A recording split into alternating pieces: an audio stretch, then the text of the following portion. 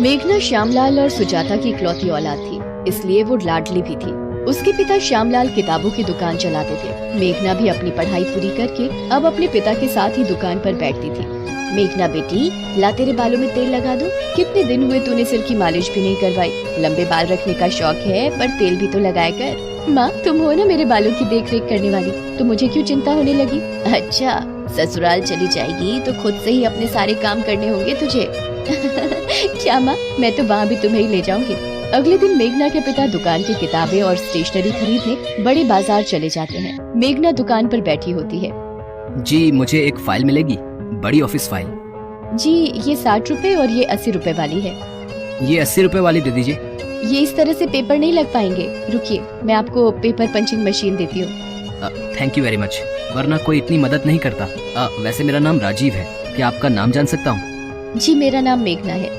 धीरे धीरे मेघना और राजीव दोस्त बन गए और अक्सर एक दूसरे को वक्त देने लगे। और फिर एक दिन, मेघना, विल यू मैरी मी? हाँ राजीव, मैं भी आपसे बहुत प्यार करती हूँ। राजीव और मेघना अपने परिवारों में बात करते हैं और दोनों की शादी हो जाती है। मेघना अपने ससुराल आती है। राजीव के परिवार में राजीव के अलावा उसके माता पिता और छोटे भाई बहन थे। रिचा, अपनी भाभी को कमरे में ले जा। जी क्या? मैं अभी और इसी वक्त आता हूँ। अच्छा रुकिए, मैं आता हूँ। राजीव, अभी इस वक्त कहाँ निकल रहे हो? बेटा, आज तो तुम्हारी शादी हुई है और बहू को यूँ अकेले छोड़कर जाना जरूरी है क्या? माँ, ऑफिस में कुछ वर्कर्स दंगे पर उतर आए हैं, तो मेरे बॉस ने मुझे अर्जेंट बुलाया है। अब नौकरी में तो ऐसा ही होता है ना माँ, मुझे जाना होगा। मैं मेघना को समझा दूंगा, वो समझदार है। मेघना, मुझे थोड़ी देर के लिए ऑफिस जाना होगा। वर्कर्स स्ट्राइक करके ऑफिस में अपनी मांगों को लेकर तोड़फोड़ कर रहे हैं। जैसी ही बात सुलझेगी मैं आ जाऊंगा। मुझे भी बुरा लगा छोड़कर जाते हुए। कोई बात नहीं राजीव, पहले काम जरूरी है। मेघना राजीव को जाते हुए देखती है और कहती है, राजीव सुनो, जल्दी आना। राजीव ऑफिस चला जाता है। अरे माँ, राजीव भैया कहाँ गए? राजीव के ऑफिस में कुछ मजदूरों ने दंगा कर दिया है, इसलिए उसे जाना पड़ा। राजीव ऑफिस पहुंचता है, वहाँ पर वर्कर्स दंगा कर रहे होते हैं। अरे मोहन, सुरेश, ये क्या तरीका है मांगे पूरी करवाने का? इसे मारो सबसे पहले तो, ये मालिक का चहेता है, इसे ही मारो मारो मारो। सब वर्कर राजीव पर डंडे बरसाने लगते हैं। राजीव के सिर पर चोट आती है और वो वहीं मर जाता है। सारे वर्कर डर जाते हैं। अरे मालिक की गाड़ी आ गई, भागो भागो। राजीव, ये क्या हुआ? राजीव सर, ये तो मर चुके हैं। हमें ये बुरी खबर राजीव के परिवार को देनी होगी। बॉस राजीव के घर फोन करके राजीव के मरने की खबर देता है।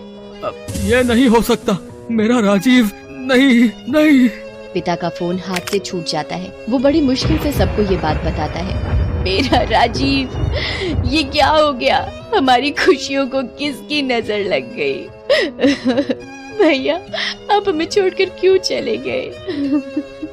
कुछ देर बाद मोहित रोता हुआ राजीव की लाश को घर ले आता है। मेघना तो बिल्कुल शांत हो चुकी थी, मानो उसकी जिंदगी रुक गई हो। राजीव, आप मुझसे वादा करके गए थे कि जल्दी वापस आओगे। आपने वादा तोड़ दिया राजीव, आपने वादा तोड़ दिया। मेघना के माता पिता भी आ जाते हैं। पूरा माहौल सदमे में आ जाता है। राजीव का अंतिम संस्कार हो जाता है। बहन जी, क्या कुछ दिनों के लिए हम मेघना को अपने साथ ले जा सकते हैं? जी ले जाइए, कुछ दिन इसका मन बहल जाएगा। माँ, मुझे कहीं नहीं जाना, मैं यही राजीव की यादों के सहारे रहूंगी। तभी राजीव की बुआ दादी कुछ औरतों के साथ आ जाती है। आशा, ये क्या हो गया? राजीव कितनी छोटी उम्र में चला गया। अब रीति रिवाज के मुताबिक मेघना बहू को राजीव की विधवा बनकर लाई हूँ। ये मेघना को सब कुछ समझा देंगी। माँ, ये सब करना क्या जरूरी है? माँ, भाभी के साथ ये सब क्या हो रहा है? ये आजकल के बच्चे हमें बताएंगे रीति रिवाज। चलो तुम लोग मेघना को सफेद साड़ी पहना लाओ, फिर इसके सिर के बाल उतरवाने हैं। माँ, ये बहुत ज्यादा हो रहा है। भैया के जाने की इतनी बड़ी सजा, इसमें इनकी क्या गलती है? आशा जी, मेरी बच्ची के बाल मत उतरवाइए, मेरी बच्ची ये सहन नहीं कर पाएगी। सब लोग चुपचाप मेघना के साथ होते अन्याय को देख रहे थे। मेघना को सफेद साड़ी पहनाकर चौकी पर बिठा दिया जाता है। नाई मेघना के बाल उतारने के लिए उस्तरा निकालता है। बुआ दादी, क्या ये सब जरूरी है? अभी इसकी उम्र ही क्या है? अब किस्मत ही फूटी हुई है इसकी। विधवा योग था तो अब पूरी जिंदगी विधवा बहू बनकर ही रहना होगा। मेघना रोए जा रही थी। सब लोग उसके साथ ये सब होता देख रहे थे, पर कोई भी उसके लिए कुछ कर नहीं पा रहा था। मेरी बच्ची मेघना, भाभी। मेघना बिल्कुल मायूस हो चुकी थी। उसके आंसू सूख रहे थे। उसकी किस्मत का फैसला भगवान के हाथ में था। तभी मोहित तेजी से मेघना की तरफ जाता है और उसका हाथ पकड़कर घर के मंदिर की तरफ ले जाता है और मंदिर में रखे सिंदूर को मेघना की मांग में भर देता है। सब लोग हैरान रह जाते हैं। ये क्या अनर्थ कर दिया इस लड़के ने, विधवा बहू से शादी कर ली। चलो चलो यहाँ से, कैसे पापियों का घर है। मेघना मोहित को चाटा लगा देती है और कमरे में जाकर फूट फूट कर रोने लगती है।